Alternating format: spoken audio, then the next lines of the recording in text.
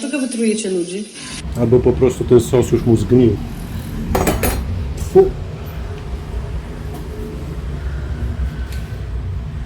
To nie dla mnie. Sorry, ale musiałem tu wypluć, kuźwa, nie mogę tego. Nie mogę tego zjeść. Dam to chłopakowi, niech sobie to zje.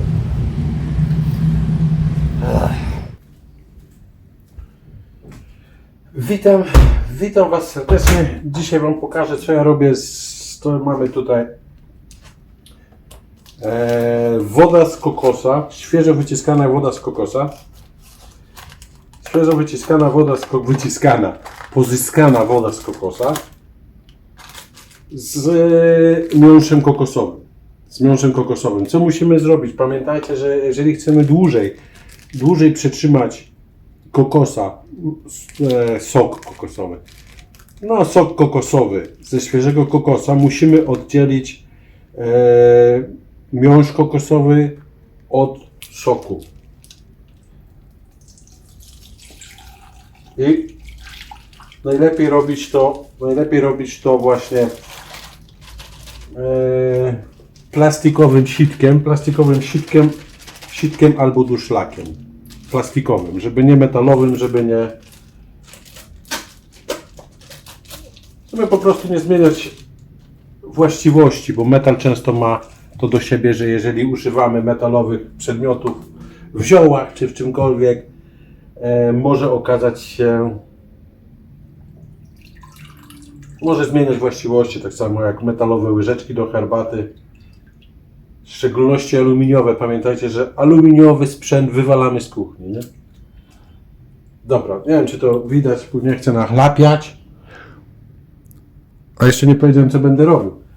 Dobra, mamy tą kopra, to jeszcze nie jest kopra, bo mamy miąższ. Też nie powinienem ręką tego robić, chociaż ręka jest umyta. Drewnianą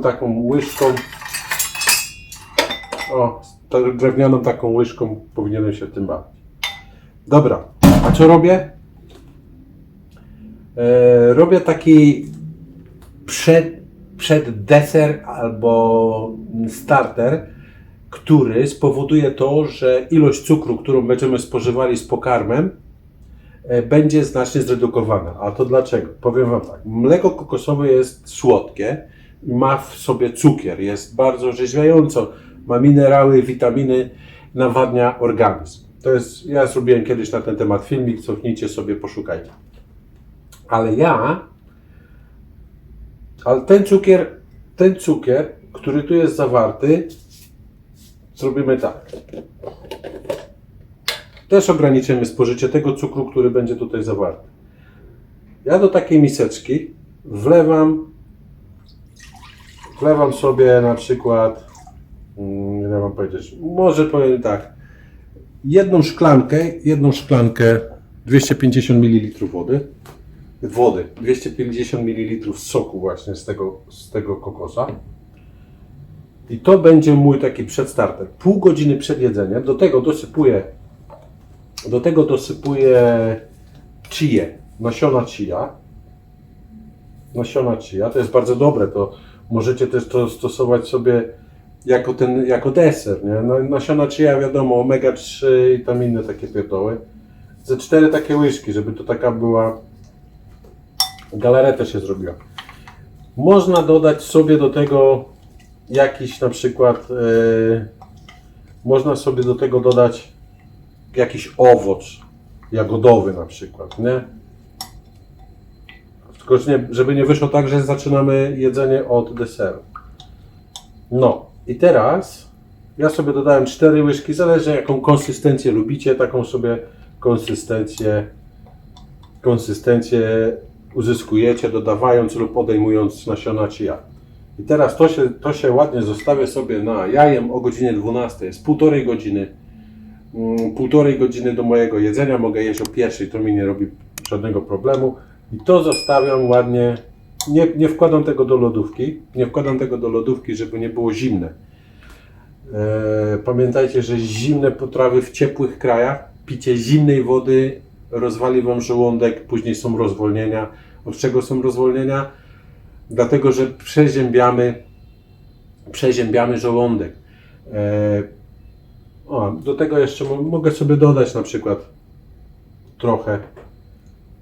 trochę tych glucików można sobie dodać. To wypełni nam żołądek i nie zjemy tyle, ile byśmy normalnie zjedli. Będziemy czuli się syci.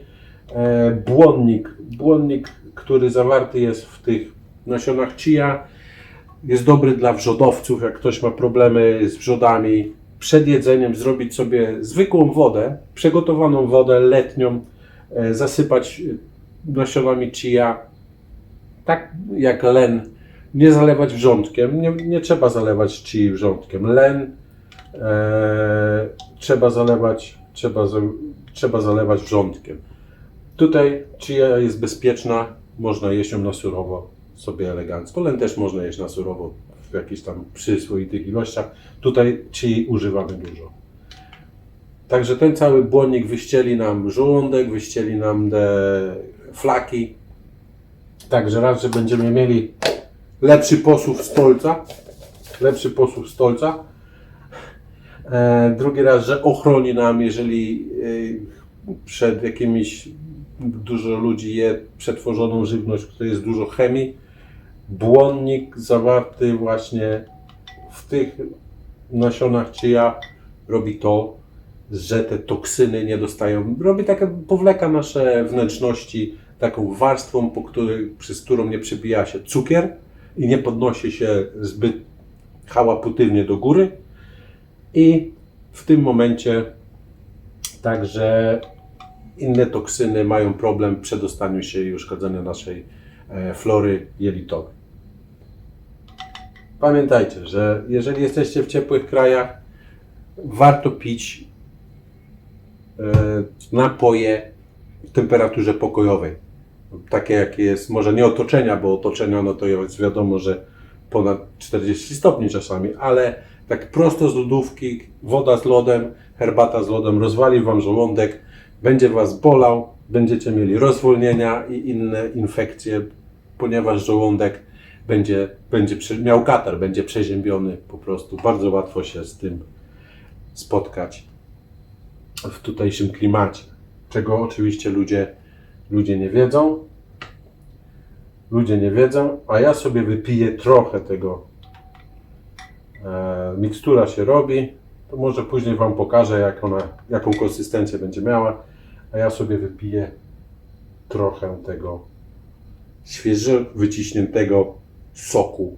Oczywiście ze szklanki, nie będę maczał tu swojego dzioba, bo wszelkie przeniesione bakterie ma to do siebie, że po prostu kokos powinien być spożyty po otwarciu. Maksimum 24 godziny i powinien być w lodówce i powinien być zużyty, wypity, zjedzony. Kokos, woda kokosowa z puszki może stać, nie wiem, miesiąc. Kokos świeżo wyciągnięty, wyskrobany, wyłupiany, wyłupiasty z kokosa, to woda kokosowa, 24 godziny. Ja to zaraz chowam do lodówki, ale nie omieszkam się napić troszeczkę kokosa. No, widzimy się za chwilę, później Wam pokażę jeszcze jak wygląda ta moja mieszanka, którą spożywać będziemy przed jedzeniem. Oczywiście ludzie, którzy borykają się z insulinoopornością albo z cukrzycą, nie zalecam używać wody kokosowej, takiej ze świeżego kokosa, ponieważ ma dużą zawartość cukru. Ale to jest dobre na przykład dla ludzi, którzy nadużywają cukru, jedzą dużo słodyczy.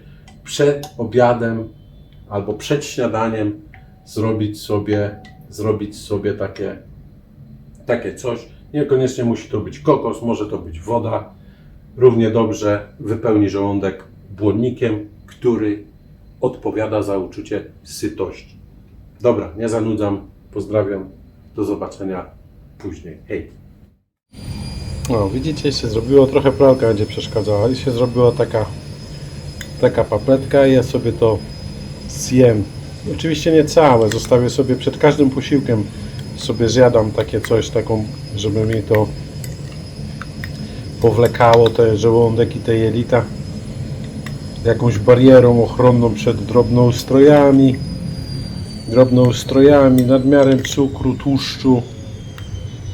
To wszystko powoduje błonnik, który jest taką naturalną barierą, którym nie przepuszcza cukru, nie przepuszcza jakichś tam zarazek, bakterii, też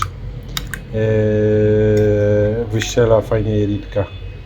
Pozdrawiam Was serdecznie, spróbujcie. Nie musicie robić tego tak jak ja, możecie to robić ze zwykłą wodą, dodając jakiś aromat, który lubicie. Pozdrówki serdeczne, hej.